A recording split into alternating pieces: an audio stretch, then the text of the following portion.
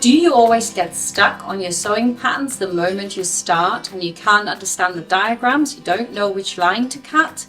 Well, maybe video instructions are for you, because they take you through from the very beginning to the bitter end, or the good end in this case, making something really truly spectacularly beautiful, and they tell you exactly what you have to do. You can see it, you can follow it, and you can be confident, and that will make it a really fun project. Frocks Frolics has over 300 videos to choose from, so you can just pick your project and go. This sewing course covers everything from choosing your fabric to completing the waistcoat, and I've even thrown in a little pattern drafting bonus, so you can adapt this waistcoat to make it suit a girl. And I tell you, this is absolutely beautiful. So I see you there on frocksandfrolics.com.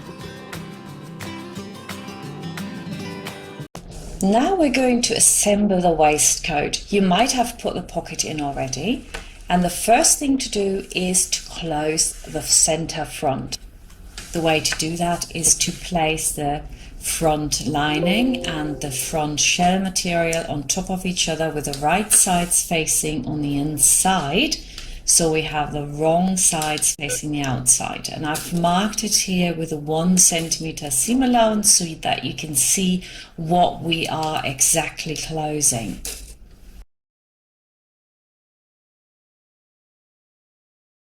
Now we're going to sew it just halfway down to the tip. It makes it so much easier later on to put this waistcoat together. 1 centimeter seam allowance. And when you get to the corner, you want to make sure that the needle is in the fabric when you turn and come back up again. Same up here. It's a little bit harder when you go around a curve, but it can be done. So make sure that you are on that 1 centimeter seam allowance. And then we go a few steps at a time around the curve. Needle down, shimmy it over a bit, and keep going.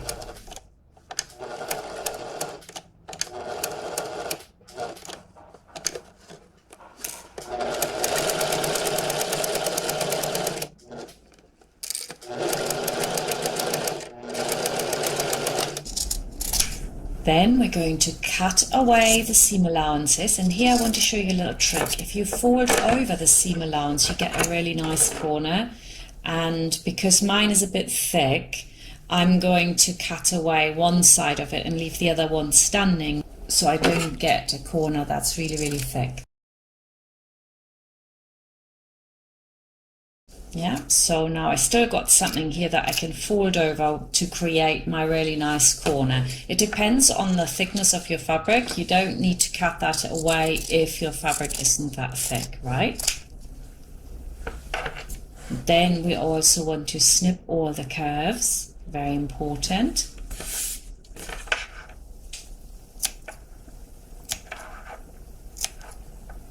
Always cut off your threads.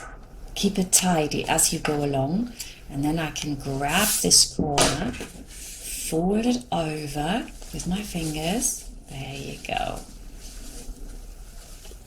Just like that. And then I hold it, and while I hold it, I turn it, and then I can take a needle and I can work it out a little bit more just to make sure that it really sits well. It gives you a beautiful corner. To make sure that we iron this properly, the seam allowance is first ironed into the lining, and then we're going to iron the whole bit, and we continuously roll the fabric to make sure that all the edges come out well.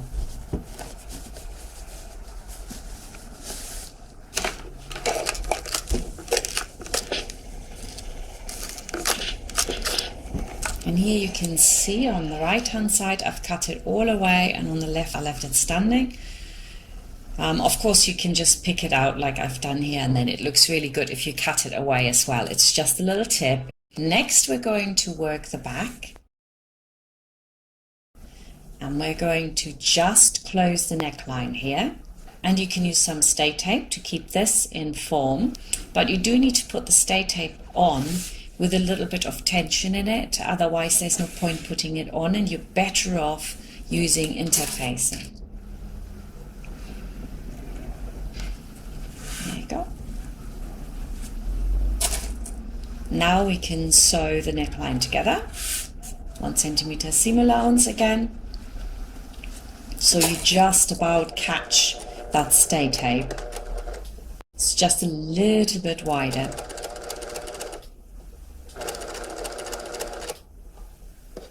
All the way around. Go very slowly, don't rush it.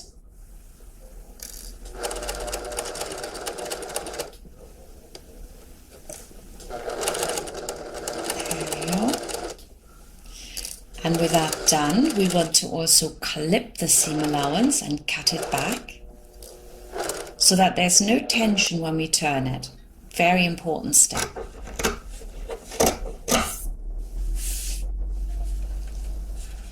Clip, clip, clip.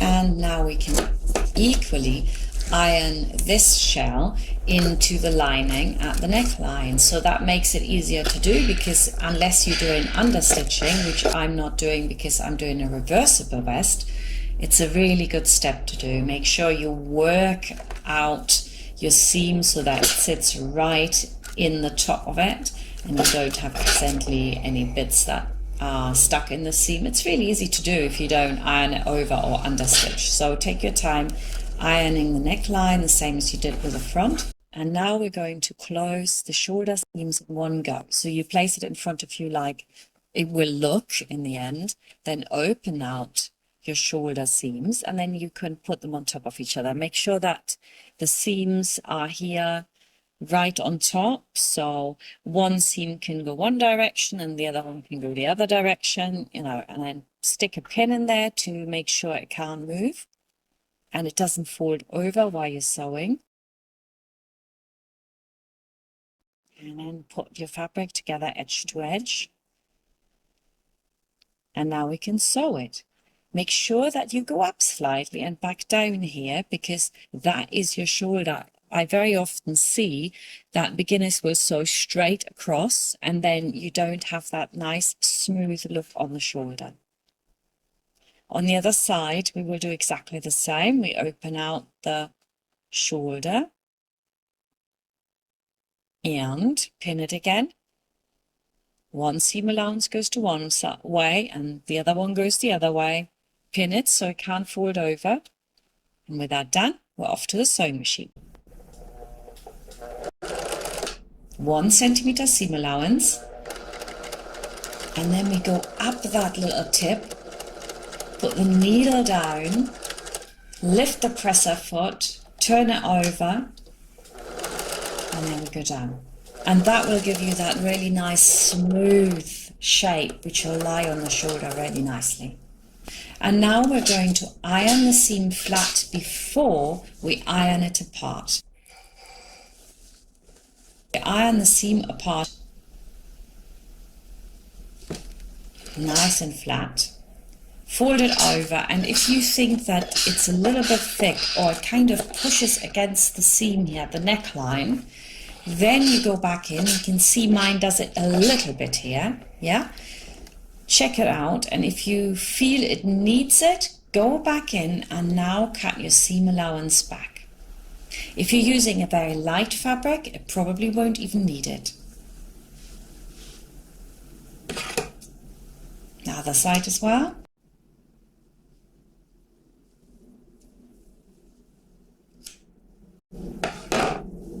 Great. Now we're going to check it out again. Give it a good press. Yeah, look how flat that is now. That is how we want it. It needs to be really, really smooth. And the next step is to close the armhole. But because we've got this really sharp corner, because our side seam is put towards the back a little bit more, we cannot sew the whole lot. We can only sew a little bit. And then we're rolling the other side in. This is called the burrito method. It's a very good method to do this. And we're going to close our seam around it. So roll it up, place it inside here, and then put the seam on top of each other and pin. Really simple method, and you're going to love it, of course.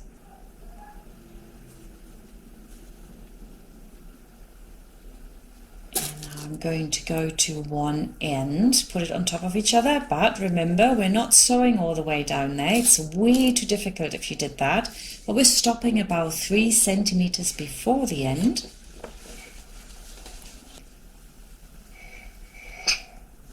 There we go. Put maybe a little vertical pin in there to remind yourself to stop here. Then we go to the other side. And we do exactly the same. We will pin here at the end, but we won't sew to the end. We sew about where the side seam normally would sit, at the lowest point of your curve, like that, and we sew from one end to the other.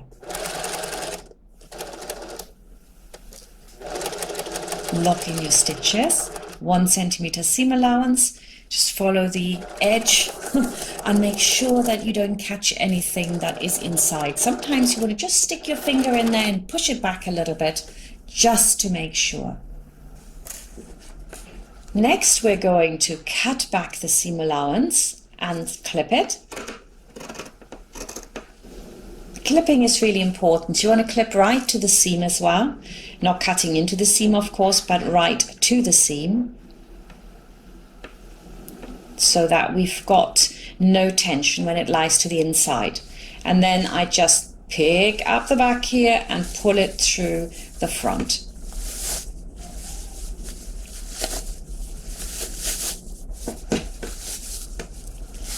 Excellent. Beautiful. Now we're going to give this another good press. It's very important to iron every single step of the way, and you'll have such a nice pristine product when you do. Now we're going to do the other side exactly the same. You want to roll it up and then put it into your burrito. And then we're going to pin it again in the very same way.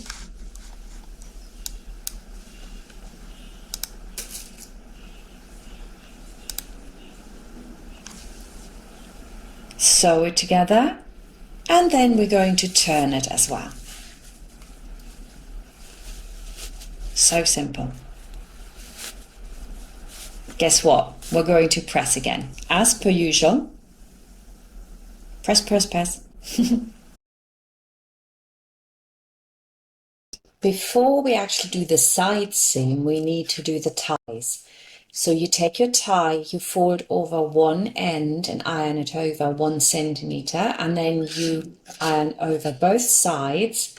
Again, we do 1 centimeter, and then we're going to put those on top of each other and also iron that. And that way we've got all the seam allowances to the inside and we can easily sew around it. You might want to check that actually it fits into your slider. My pattern will bring your tie to 1.5 centimeter width, which fits in most of these standard sliders.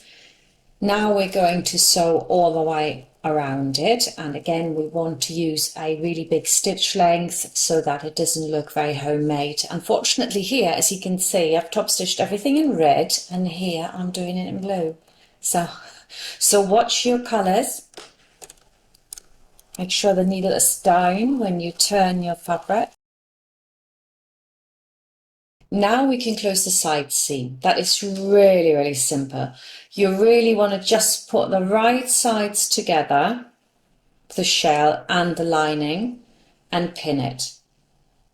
Now on the back you will have marked where your tie is going to go, and so in that spot you're going to put the tie we've just made and top stitched. So I'm going to put a pin at the top, pin at the lower end, and now I can have a look at it. This is what it's going to look like. Absolutely gorgeous. And then my tie is going to go in there and just going to be slotted into the seam. So I'm just going to pop it onto the back where those two marks are. You should have snipped those, and if you haven't, then just go in now and, you know, mark them. Brilliant. Vertical pins so that you can sew over them. Not with the speed of lightning now, please, because then they're going to break. Right, so pin it again. And we're off to the sewing machine. 1 centimeter seam allowance. I keep repeating it because I do still get emails, people saying, what's your seam allowance? It's always a centimeter, it never changes. All the way to the top, I'm holding the fabric with my pin. That's a good habit to get into as well. And now my tie needs to stand towards the back, which means I need to iron my seam forward into the front piece. And then I'm going to take my lining as well and turn that right sides together. And I'm also going to close that. So simple.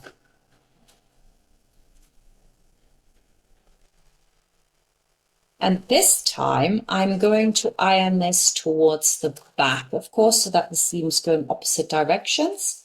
And I'm also top stitching. I really pull my fabric apart when I do that. And then I go all the way to the end. Again, longer stitch length is quite important, so it doesn't look homemade. I would say 3.5 probably, if not 4. And doesn't Samuel look so cute in his little waistcoat? He's blended in here. So cute with a white shirt. Absolutely love it. So now I'm going to do the other side as well. And you can see my tie here, or my tab, I don't know what you want to call it. Go all the way down. Goodness, shouldn't I have done that tie in red as well? Gorgeous, oh. Now I can close the underarm, and I start where I stopped to make it easier for me to close now, and just close that little bit. It's much simpler.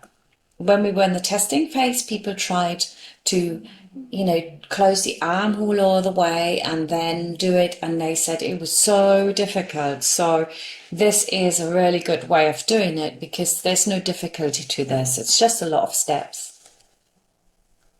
The seam allowances sit on top of each other. You want to pin this well, and then you're going to sew it.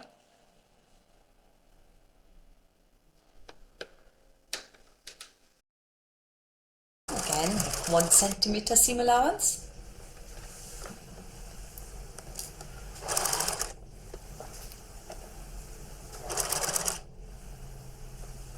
And then we'll lock the stitches in, of course.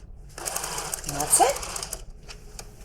Next, we're going to snip the curve again so that there's no tension, and cut the seam allowance back as well. And which one of you can guess what we are going to do next? Can you guess?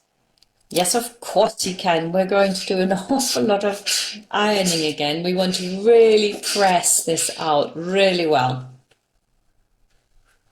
Now I'm going to repeat this process on the other side. There. I've put my slider in the back already because I just wanted to see what it looked like, and it's gorgeous. I am so pleased. Now I'm going to use the sack method. Basically, I'm going to stick my waistcoat inside to just close the hem. Again, this is just so easy. Seams on top of each other. And you want to put a vertical pin so nothing can fold over. And then we're going to pin it from one end to the other, leaving a turning gap right in the center. Go to the other side. There we go.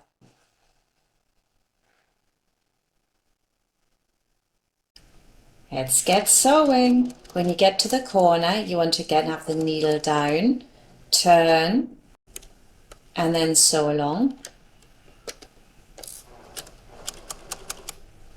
There you go. Don't forget that when you get to where you leave the turning gap, you want to lock in your stitches, and don't make the turning gap too small. Mine's actually a little bit small. I always do that because I'm quite lazy by nature, and I think, oh, I don't want to do any hand stitching. But as it happens, we're going to top stitch this anyway, so you can leave a slightly bigger turning gap. Make it 6 centimeters or 5.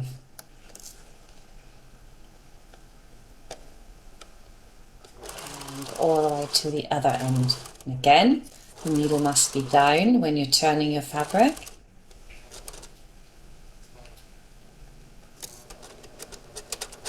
And that's the waistcoat almost done, isn't it? All that's to be done now is all the top stitching. Right, but before we can do that, we want to cut back our seam allowances. And it does help when you actually take out your pins. I do that a lot, that I cut over my pins, and I'm thinking, oh no, there goes another scissor. It really blunts them. So make sure you take them all out, and then you snip all the curves.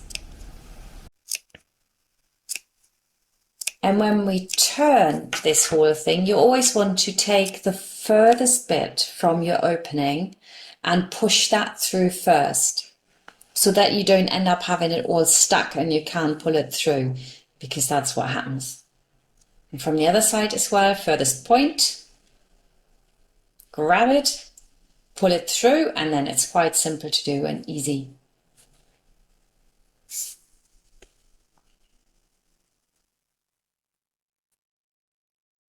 Ta-da! Now then, we iron again, obviously, and we're rolling out the seam so that it sits right in there, right in the edge. Make sure that where you left the turning gap, you steam it so that we have 1 centimeter and 1 centimeter sitting on top of each other. It's very easy to have like a little bump in there. So make sure that's nice and straight and steamed in. Really roll it on the seam so that it sits really well. I got so excited doing these. I've sewn so many of these waistcoats and I just absolutely loved it. There we go. The last thing to do is to do the top stitching, if that's what you go on to do. And I'm going to go all the way around, including the armholes. And that will automatically close my turning gap. Now, when you start top stitching, never start on the front, always start somewhere where it's inconspicuous on the back where nobody will see it. And then make sure that the turning gap is edge to edge on top of each other, because that can also slip out. And then the distance that you choose this time should be a little bit further, not too close to the edge. That always makes it look a little bit homemade. And the stitch length should be, again, quite long. So on my puff machine, it's the first little line I've got on my presser foot, but of course that's different from machine to machine. Just don't go too close to the edge. Also, if you make a slight wobble and you come off, that's not very nice. So if you're in a little bit more, it actually looks brilliant and you won't see any like little wobble. The other thing to mention when you do top stitching, on a straight edge, it doesn't matter, but when you come to the round edge like I do now, a lot of people hold on to their fabric like for dear life. They're like pulling on it. Don't want to do that. You want to actually push the fabric in as if you want to hold it in. And that gives you a really beautiful round neckline that curves in on itself, and that's really important, whether you're making a waistcoat or you're making an evening dress. It's a habit to always pushing that fabric in rather than pulling it. I think you can see it here quite well. There you go. I'm almost like I'm pushing it up and pushing it up into the machine. It's these little fine things that you learn as you go along, and with time you will do them automatically, and everything you sew will come out absolutely perfect. There's no mystery in it, it's just you gotta know. Once you know, you can practice it and you can do it really, really well. Always have the needle down when you turn. There, I needed another half stitch.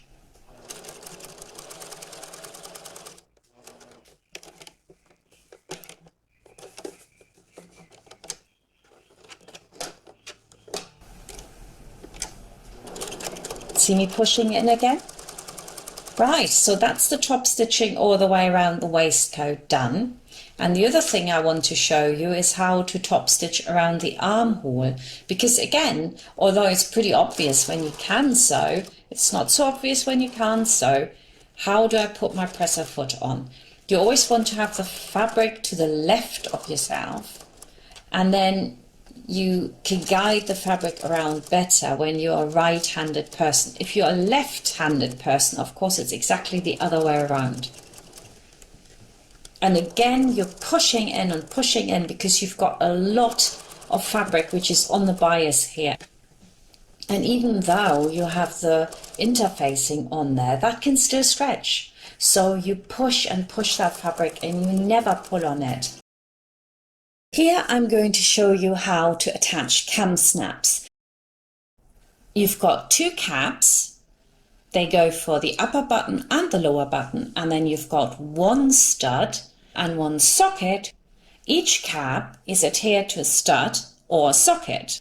Now let's see how you can put the KamSnaps on. Of course, on your pattern piece it's already marked. You've also got the center front marked, which you want to mark with a pin. Then you can put both those pins on top of each other. They're 1.5 centimeters from the edge. Pin again at the outer edge. Then you know the overlap is in the right position. That's really, really important. Then you want to check that the tip has the same length, and as you can see here, mine didn't. So at this point you can still do this. Once the KamSnaps are in, you don't want to unpick them. So you just measure and make sure that the tips have the same distance from the center front.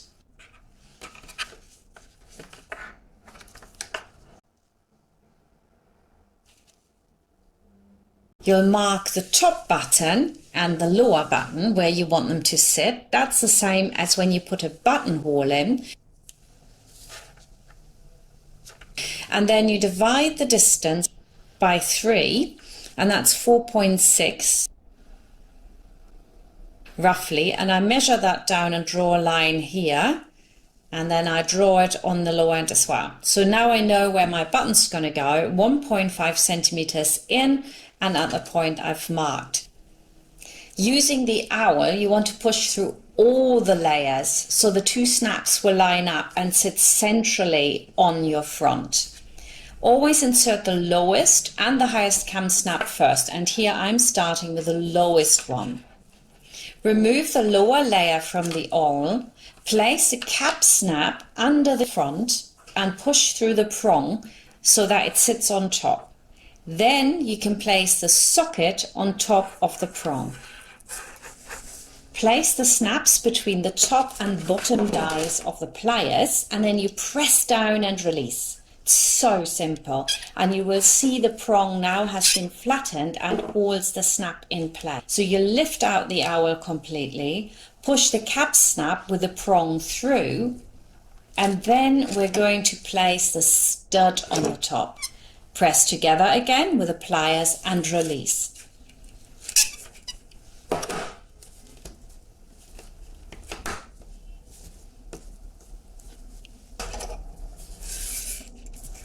Now we can do the same for the top here. So we go again all the way through with the owl, straight through, and we do the lower layer first, just as we did before.